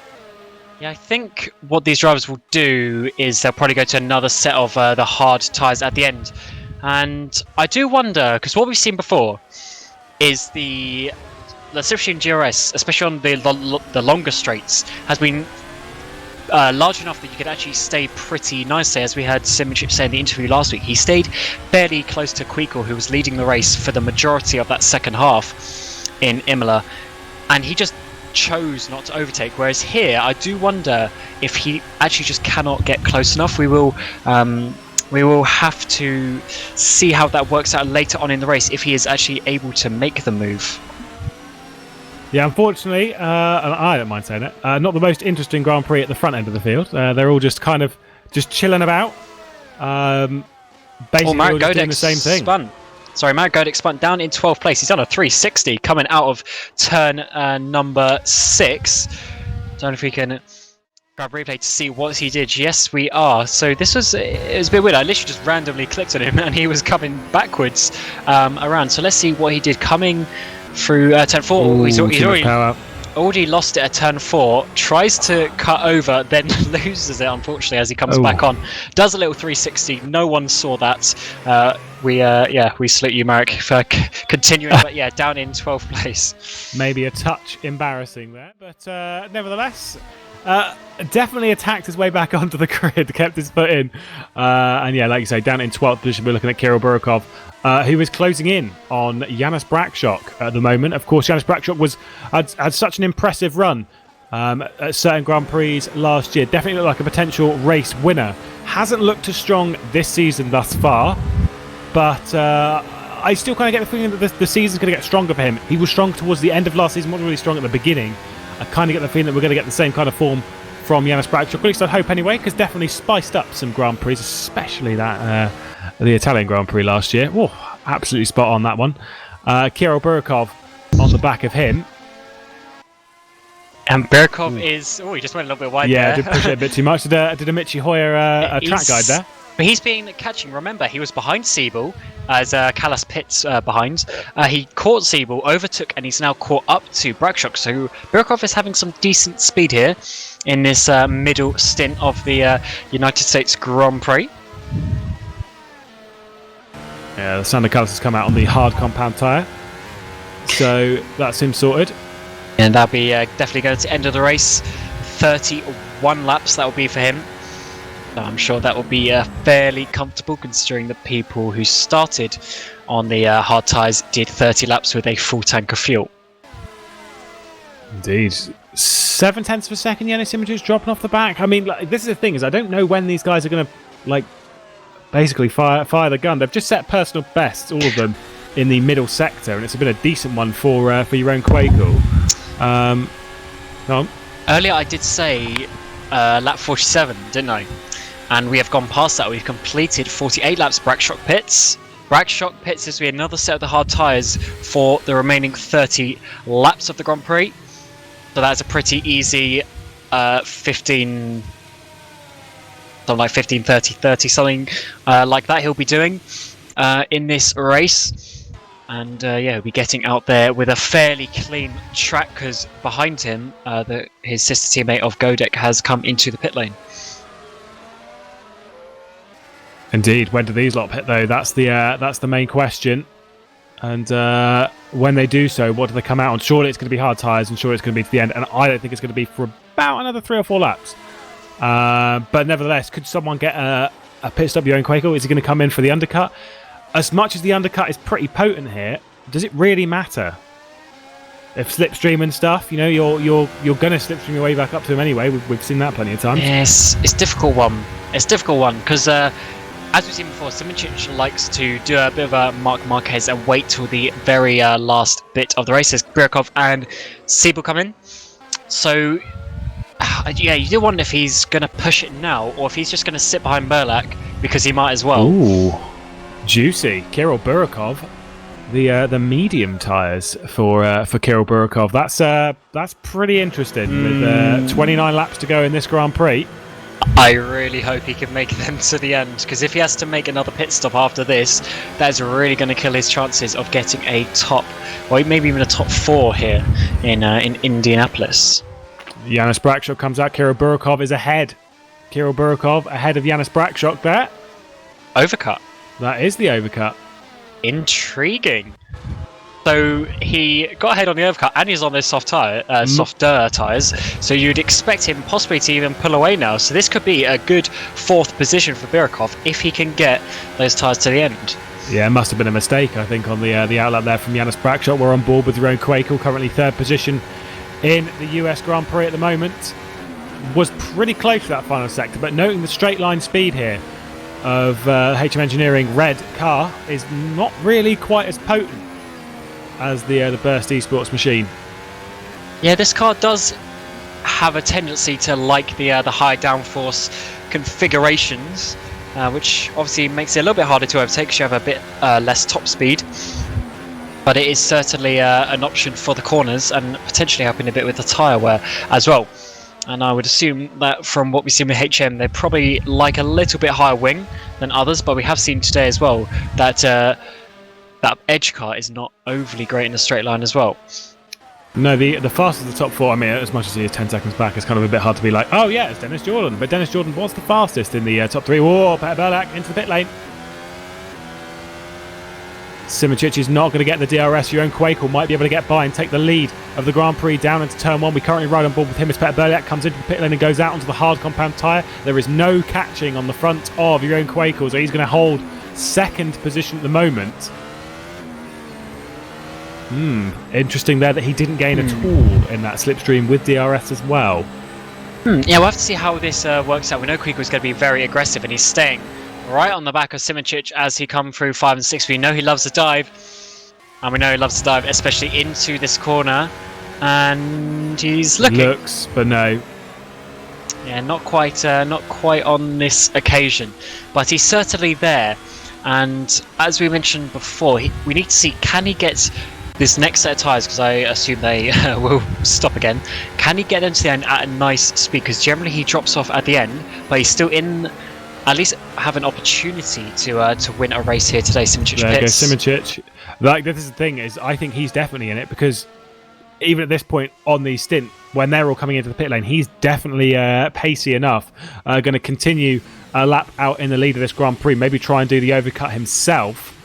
Might be a bit brave. Michi Hoyer, by the way, into the pit lane as well. He's going to take mediums and go to the end. Currently down in 5th position. Oh, nearly speeds in pit lane as well. Why did Michi take those soft tyres? No idea. Unless it was a mistake. That is such a weird... he's got back to the hard tyres. It's such a weird... yeah, I'm not quite sure. But let's see where...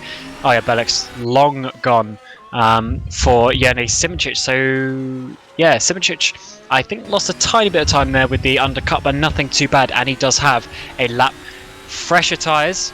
And once again, Kwekel is staying out the most. So he will have even fresher tyres towards the end of the Grand Prix. Will they stay out 2-3 laps longer than everyone else? You got up to lap 19, I think it was? Yeah, I believe it was 2. Yeah, I think it was 2 laps. Is he going to stay out 2, 4 this time? He's going to definitely stay out 2. Hanging out to the lead. Jeroen Kwekel. Definitely still don't think he's doing a one-stop, but maybe he's pushing it far enough that he could take the medium tyres rather than the hards. It's a potential. Whether it's a gain or not, I don't see the advantage in that, if I'm honest. Dennis Jordan into the pit lane. He tried that in Malaysia. He did the 2 mediums where a lot of other people used either 1 or 2 sets of the hard tyres. So he obviously likes the medium tyres. Maybe that is what he's trying to do, and he might as well try something. He's sitting in 3rd position. They got about an 8-second gap, I think it was, behind them. So he might as well try something else. Dennis Jordan onto the mediums. And Dennis, we know, is a bit of a tyre connoisseur in some ways. So he has the faith on those mediums. So will Kiko try? I think he might. It is entirely possible, and there's been a couple of drivers trying it. Of course, Kirill Burikov and Dennis Jordan currently on those. Jeroen Kwekel going to stay out again. I think, that's pretty much it. I think he's going to try and push it and then go on those mediums. And the thing is, the straight line speed on that car not being strong enough. Maybe you want to try and throw something else in it. If you know you can't really do anything to get by on straight line speed, you might as well throw something different at the race. And if you're on the medium tyres in comparison, maybe it opens up a couple more opportunities. Davin Rocek into the pit lane, meaning Jone Sivancic, who's going to move up to 4th position, and he's closing in on Peter Belak right now. That's so weird. Rocek did basically one more lap than Hoyer, and he was 2 steps softer. So I that might have been fat fingers from Hoyer with the choice. That's a bit weird. And still down in 12th place at the moment, so he might be able to snatch a point if he goes quick on these hard compound tyres. But yeah, Mojek on those medium tyres as well. So I would assume, this is probably what Kuku's going to be doing, looking at what the other cars on the field are doing. He's going to come in this time. Yes. Now we get to find out what he goes on. Jim Paris is going to hold out in the lead of the race. Of course, he is yet to stop again. We do know that he has to go on to a different compound from the hards. He's done 2 stints on those hard compound tyres thus far. As Jeroen Kwekel into the pit lane, we're on board with him as he's going to come to a stop in his box quite late there, and it is going to be the mediums. Tick. Good choice, because at least this gives us something that we can... Because if he just came out and sat behind Simacic for another stint, it'd be a little bit sort of predictable, whereas now he's going to have a pace advantage because of the softer rubber. He'll be a couple of seconds behind, I would assume, but then he's going to be catching up to them. We need to see what he could do when he catches up to them. Yeah, watch this pace. He's going to come out. Kirill Burikov, by the way, has made some incredible progress. Look at this. He's come out not too far on the back of Jeroen Kwekel at the moment, on board with Kirill Burikov. Question mark on his tyres, though. I think he's pushing too hard. I definitely think we're expecting another stop here from Kirill Burikov. If we're not, that is mighty impressive. Of course, plenty of time in the Grand Prix. 23 laps to go here in the United States Grand Prix. Bradshaw losing a little bit of ground here. 3 and a bit seconds to Burikov. He's dropped. Siebel, I believe, is catching a little bit as well. So maybe Bradshaw isn't quite as quick on this second half of the race. We'll have to see. We still have 23 laps to go. There's plenty of time for that to work itself out, but Siebel could be looking to get Bradshaw later on in the stint. Yeah, Kirill Burikov, by the way, did set the fastest lap of the race a couple of laps ago, comes towards the line. He's done a 102.6 for that fastest lap. In comparison, Petr Beliak's done a 102.9 and a 102.9 as well for Jone Simacic. Jeroen Kwekel coming out in that position. We'll see what he does over this lap and see if he can gain any time back. Currently 2.2 seconds off of the tail end of the 2019 World Champion, Jone Simacic. And Jim Paris is the head of the field at present, is 1.8 seconds clear. When does he pit? Does he pit when they catch him? Does he pit earlier, later? What's he going to do? Is he going to try and maybe play games? Maybe try and help his teammate out here? That is what we're about to find out over the course of the next couple of laps. Is he staying right? No, just taking a wide line. So yeah, we'll have to see what they do. Obviously, this could be a little bit team play as well. Well, we know those soft tyres can do about 20 laps, so I would assume that Jim Paris is going to take it another couple of laps, maybe coming at the completion of this one, maybe one later, and then take softs and run to the end. On board with Jone Simacic, going to try and close that gap, but I'm pretty sure Jone Simacic will wait until the last possible moment to make a move in Beliak, and then we'll try and bolt at the top end of the field, as we've seen a few times. With Jeroen Kwekel catching, that might be a little bit harder to remain patient. You can just see that red car in the background. Kirill Burikov as well, just tracking him 1 second behind. Jone Simacic, by the way, on the previous lap, he did step it up and set the fastest lap of the Grand Prix, a 102.577 over the course of the previous 4.2 kilometres. Interesting that Kwekel was actually slower than... Obviously, Simacic had DRS as well, but interesting that Kwekel was actually slower despite being on those faster tyres. And that might be an interesting dynamic because he's dropped off a couple of seconds, but if he's not really going much quicker, then he's not going to catch up and get into that DRS. Yeah, there's a few drivers inside that top 10 that definitely have to stop. Jordi Veers has just done straight on, and I think he's coming into the pit lane. So there we go. That was one of the drivers I was going to talk about and come into the pit lane. So tick, he's in. That's that one done.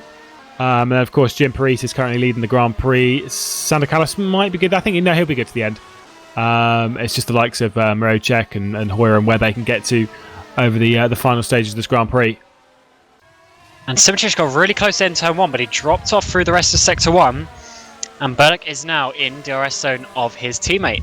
So this is the team dynamic that Simičić doesn't have at this specific time. He is on his own there with an Edge and an HM Engineering car about him. However, but Berlik has Priest just ahead of him, and they could use some sort of tactics to maybe get him ahead. Or, as you say, will Priest just make his pit stop at this moment? No, he doesn't. So it's going to be DRS again. So Simičić won't be able to overtake on this lap. Or at least on this straight specifically. But Priest is going to let Berlik past here. Definitely a bit of overspeed there. Yeah, it should be a pretty easy move there, and he has moved up that position. Berlik's gone straight on. Oh, that was very smart from Jim Paris. He basically sat it up, let Berlik come back. Now he's going to try and cover the inside. He is definitely playing the team game here, holding Jurnej Simičić back, allowing his teammate to run off. Watch him defend down here. I don't think he's going to be able to do too much. He does still have DRS. Oh, Jurnej Simičić goes to the inside, but that is it. He's already clear, and Jim Paris drops down at a third position. Jurnej Simičić maybe trying to overcook that corner, hits the apex, absolutely lovely, and gets on with it. But whilst all that happened, Jeroen Kwekel was caught up to the back. He's now staring at the back of Jim Paris and going to try and get his way back up. The man of Petter Berlik heads to the top of the field then, looking for his 15th Grand Prix victory in the FSR World Championship. There goes Jim Paris down pit lane. It should be the soft tyres for him to the end of the Grand Prix. Will Simičić have DRS? That is quite an important factor here, because if not, he's going to have to push quite hard to catch back up. And if he's not careful, Kwekel and Birkov on those medium compound tyres are coming right at him. But as you say, he did push hard enough to get that DRS, which is going to help him just a little bit. But Kwekel and Birkov are definitely coming for them. Indeed. They are pushing hard. By the way, three of the last 4 Grand Prix held in the United States has been won by Petter Berlik. Yeah, fun fact. Yeah, he was a master of the Circuit of the Americas that we went to in previous years. Obviously here in the Indianapolis Grand Prix, and it was generally because that was at the end of the season, and Berlik is definitely the man for the second half of the season. But he's looking good here at the third race here of the 2020 World Championship season, brought to you by 3D Wrap and Sim Lab, who are giving us some nice prizes that these drivers will be fighting for. So we got a P1X rig, which the drivers champion will be given, and then 3D Wrap is giving a wheel with a vintage rim and also the MP4 then that's the vintage rim, the MP44 vintage rim, and then a Formula rim as well, which will be to the team's champion and also the drivers champion as well. So some nice prizes from our sponsors for these drivers to win. But that is when we get towards the end of the season, and it is all the points that they get during these races that will add up. And it is Petter Berlik who's slightly on the back foot in terms of the championship. And if he can gain these points here for this race win, it'll be very good as we head to Portugal in a couple of weeks' time. I definitely think that these top 3 are your more favoured drivers to go for that championship. Of course, they've all won one before. Only one before, though. All 3 of these. Of course, part of that string of drivers, all different world champions back-to-back. Of course, Boniface, then you've got Berlik, you've got Jeroen Kwekel, Mohamed Patel, Michele D'Alessandro, and then finally Jurnej Simičić. To end that string of world champions, is Jurnej Simičić going to be able to go back-to-back here in 2020? Is there going to be someone else in the mix? Is Michi Hoyer going to remount a challenge towards the latter parts of the season? Well, yeah, we can only think of the prospect of that thus far. He's back in the points, 10th position, but he's 5 seconds off his teammate David Mojek, who they were fighting with earlier as well. So yeah, hasn't really been the race, has it, for Michi Hoyer? But as long as he's picking up a couple of points, that will still keep his tally going. Obviously, it won't be the same total that we expect Simoncic to get this race, but still getting a couple of points here and there will just keep. He's probably going to lose a little bit of confidence after this race, but it's always good to get those points on the board, as especially with the Constructors' Championship, the prizes are given due to the amount of points that the team gets. So getting every point you can is what matters. Yeah, it's fairly favoured to see Jane Simoncic take the World Championship lead completely this evening. It's just about who becomes his main threat. Because if he doesn't take victory this afternoon, then definitely questions are going to be asked, things are going to be looked at, and other people are gaining confidence, and confidence is everything in this category. And the man who has the highest level of confidence is Jane Simoncic, but staring at the back of him already, your own Quakel on those tyres, which are slightly newer, but of course one step softer, and that is the important bit. Is Kirill Burikov as well going to the end of this Grand Prix, or is he going to have to struggle and come down pit lane, promoting Yanis Brakshot, promoting Alex Siebel, Dennis Jordan, all that lot, up a fresh position? It'd be a shame, because it has been a quality drive thus far for Kirill Burikov. If he makes a pit stop, he will, I'm pretty sure, drop out of the points as well. So yeah, he needs to try and get these to the end, because even if he drops off a few seconds, he will still be able to get maybe 5th, 6th place, maybe 7th if he's unlucky. Whereas if he pits, he is going to drop out of the points. So it's pretty important that he keeps these tyres going for the remaining 14 laps in this race. He also picked up a track cut on the previous lap, did Kirill Burikov, which is maybe not what you want to be doing at this latter point in the race. You kind of want to be not doing that. Although I guess if you've saved them up, you might as well use them. I guess there is that. Not sure that's how it works, but yeah, I mean, obviously the rules are still the rules of what the track limits are, but obviously you're given a few in your pocket in case you do make a mistake or get pushed wide or something like that. And one thing I want to know about this top battle: can Simoncic actually overtake? That's the important bit, because Berlak has been at the front the whole race, so we haven't seen them sort of battle or anything like that. So I do wonder, can Simoncic actually get past, or is Berlak just doing a really good job in this Sector 3 to make the gap just big enough that he can keep ahead?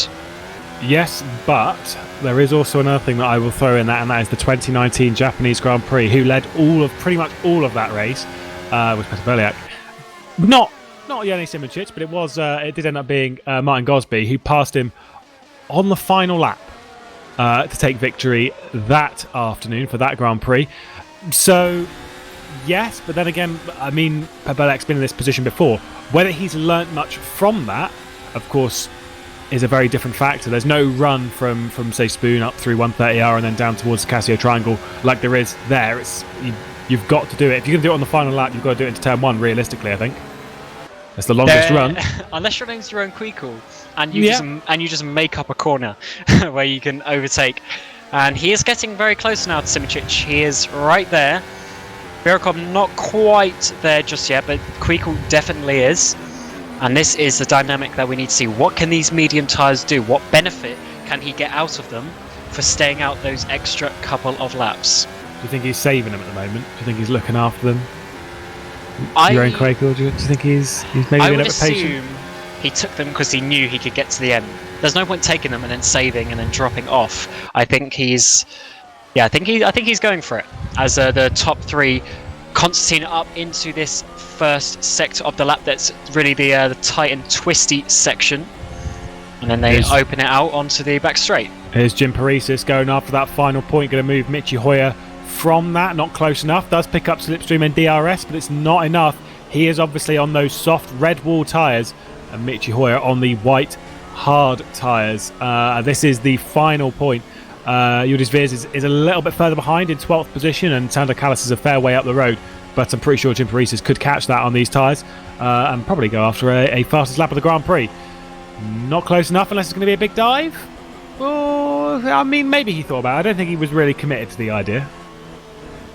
Yeah, not quite on this occasion, but he has got the purple time, which means he has the fastest lap of anyone, obviously on those softer tyres, helping him along the way. And it's weird that with the edge cars, every race they sort of alternate who's going to have a good race and who's going to have a bad race. And on this occasion, it is Jim Priest who's struggling a little bit down there in 11th place. And can he get... Yeah, he just can't get close enough to Hoyer. So the burst cars definitely have good top speed, that is for sure. Indeed. I think... Oh yeah, no, it would be. If this is a fun fact, if ever you've got one. If Berliak gets to the checkered flag without spinning, it'll be the first time he's done it this season. Fun fact. It's a bit of a brutal one, that, mind. Yes. It is true. Had the potential, I think realistically has had the potential to win, maybe not so much in Malaysia, but definitely had the potential to win the Grand Prix a couple of weeks ago. Didn't take full advantage of that. We've got 10 laps to go here in the United States. 3/4 of a second separates your top two, and a further 3/4 of a second back is your own Quakel. So they're very evenly spaced and very much playing the caution card at the moment. But in those final 5 laps, I'm going to assume you're going to see your own Quakel absolutely light this one up on those medium tyres, provided he's got the life in them.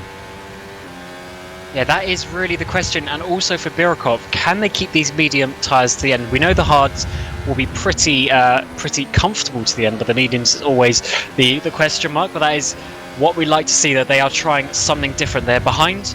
Even if they have to slow down a little bit, they've got now a 10-second gap to Brakshock, who's been caught by the 2 Evolution Motorsports cars, just to let you know as well. So they've got that massive gap to drop into. If they are struggling with their tyres, they might as well stay out and just go a little bit slower. But if they can keep it, then they should push to try and get past Yane, although it looks like Quakel can't stay with Yane coming out of that final corner. Yeah, it's maybe that's a bit of a patience thing. Maybe he's just trying to keep an eye on his rear tyres, making sure he's not burning them up. Not 100% sure. They are very close once they get down to the end of the start-finish straight, as is Janis Brakshock, by the way, in 5th position. Alex Siebel directly behind that, and teammate Dennis Jordan there as well. So those three in effectively a similar kind of battle, staying very, very close. I just noticed Berliak at the front there defended, like he got right over to the right-hand side of the track very early. So he's obviously feeling it a little bit from these drivers. Although they have been there for a number of laps now, so you would assume Petter's got used to it. Obviously, there's still a relative amount of pressure on his shoulders, as they're the sole edge car in the points at the moment, as Priest still can't quite get past Hoyer there for 10th place. Oh, he had a cheeky look there. That was Simic as well, getting a bit loose.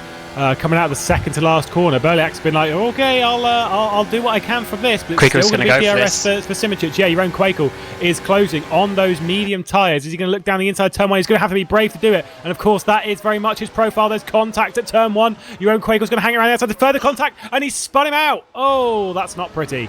Oh, yes, we need to grab replay to see exactly whose fault that might have been, but this has put Kirill Birkov up on the podium for HM Engineering Yellow, but Quakel there was one spun round. See, I think it probably better to see it on board from Simic. I think he was the one who left it down the inside of turn 2. Here we are on board with that. There's that lunge. There's that initial contact. Leaves it down the inside. Oh, that's a hard difficult. one.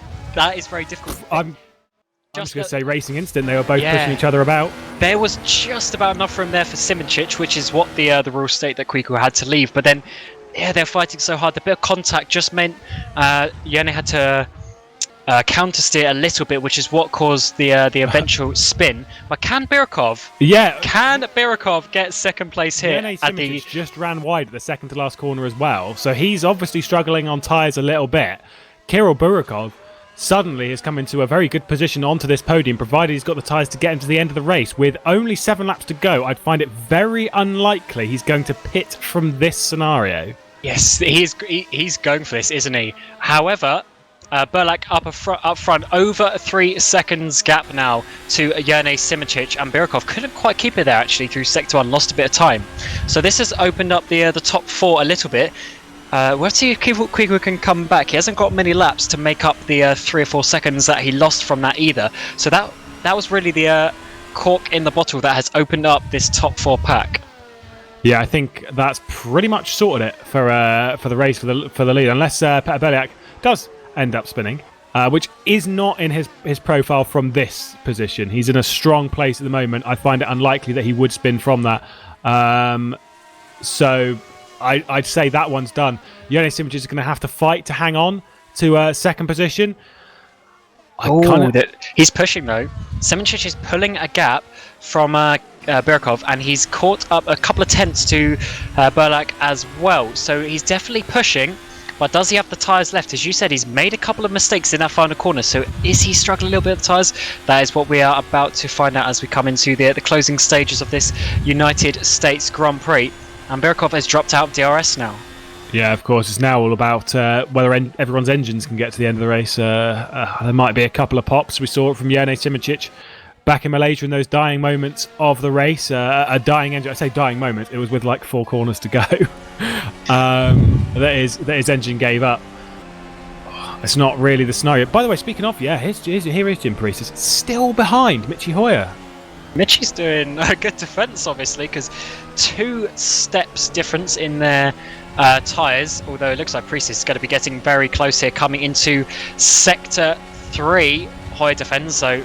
He's committed to the outside. Ooh, near contact. Yeah, not really going to say outside of turn 12 is really the best overtaking opportunity of your life, has to be said. Siebel into turn 1, sorry. A massive overspeed down on Janos Brackshot. 5th position for Alex Siebel. Managed to get that. Janos pushed him all the way to the inside concrete wall.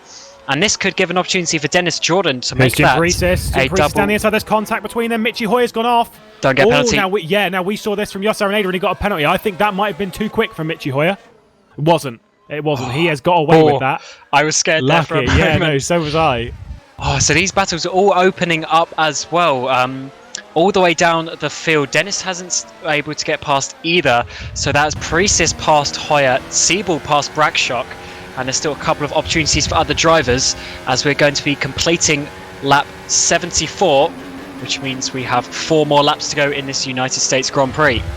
Yeah, it should be a turnaround time of about 4 minutes, considering how short this lap is. It's just over a minute at this point in the race. The fastest lap of the race goes to Jim Priest as a 102.0. He did get by Michi Hoyer in that, so it is up into 10th position and does gain that final point. At the moment, we're currently looking down the field. This is the battle for 5th position with Alex Siebel, Janos Brackshot, Dennis Jordan. David Marocek is a little bit off the back of that, but is closing over the final 4 laps of the Grand Prix. Could close enough to maybe gain himself a few extra points. Of course, for the team standings, that is quite important. And Birkov, I think, is done here regarding the tyre situation, because Quico has caught him right up, and Birkov hasn't been able to keep with Jonas Simic. Gap is now 3 seconds between them. Quico is having a good opportunity to get back on the podium here, but Simic is pushing so hard to catch up to Peter Berlak. On this lap, he's actually a tiny bit quicker actually as well on this lap, so he's going to be gaining even more time. But is he going to run out of time and run out of laps? 3 laps to go here. Yeah, it just crosses the line. It's up to 2.2 seconds over the previous one.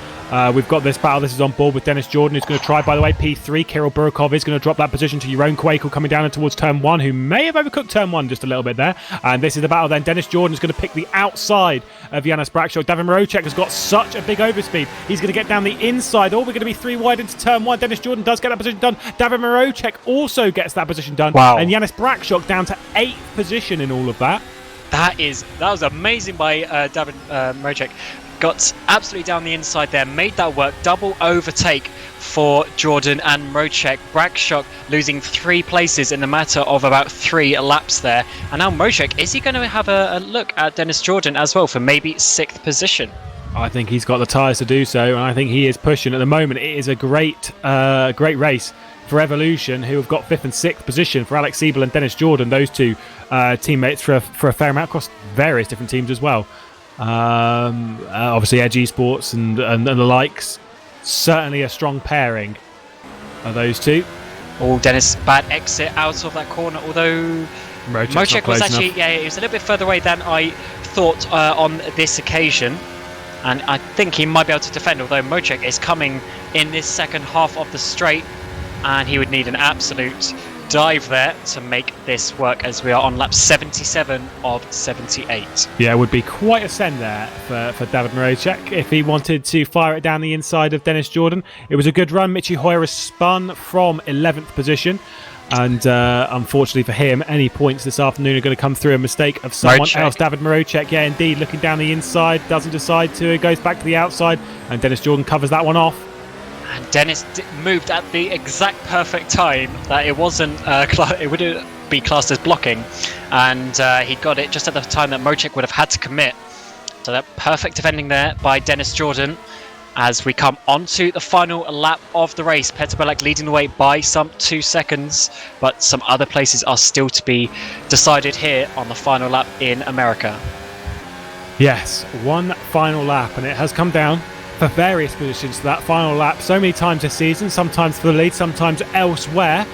Belak, though, seems pretty confident at the top end of the field. David Marocek's not able to get anything done on Dennis Jordan. I think Alex Siebel's dropped back to Dennis Jordan to give him the DRS and the slipstream and hopefully secure a 5th and 6th, which would be an incredible result for this team. Sander Kallis here in 9th position is closing onto the back of Janis Brakshaw. I think it's a day late and $1 short for him, though, and I think 2 points is all he is going to be able to secure. David Marocek, not close enough again. Coming up to that final couple of corners, though, Peter Berliak, it has been an incredible race. Pole position has led most of the laps, and courtesy of that mistake between Jone Simoncic and Jeroen Kwekel, coming out of the final corner for the 4th time in the United States, Peter Berliak is going to take a victory, and that is his 15th win in the World Championship. Jone Simoncic is going to come across the line in 2nd position, and Jeroen Kwekel is going to take that final podium spot. Conversations between himself and Jone Simoncic after this one absolutely is going to be needed. Kirill Burikov is going to take 4th position. Great drive from him. I think it's best result in the World Championship. Alex Siebel, best result for him as well. Dennis Jordan, 5th and 6th. Great result for Evolution. David Marocek did take 7th. Janis Brakshaw in 8th. Sander Kallis in 9th. And Jim Paresis rounds out those point scorers. And that was a very strategic race, it has to be said, and a few incidents that I'm sure the stewards might be going to look at later. We'll have to see how that one works out. But Kwekel did absolutely send it down the inside of turn number 1, which sort of forced the issue as well. So as Lewis said, it might be seen as a racing incident, and he still managed to get a podium. Star driver for me today was probably Kirill Burikov, though. Yeah. Getting that 4th position. Very good result for him. I'm very impressed indeed. Janis Brakshaw, not the day for him, dropping down into 8th position in the end. And Michi Hoyer, no points, which means he is going to be losing 18 points to Jone Simoncic, which, as we saw last year, is quite a lot to give a man of his caliber. Yeah, you don't want to give out any points to anyone in this championship, let alone the current defending world champions. That's going to be a little bit of a tough order to gain back. But obviously, we'll wait and see. Here's a replay. We'll have a look. This is the one between Jeroen Kwekel and Jone Simoncic. This is coming down towards turn 1. We can really see what happens here.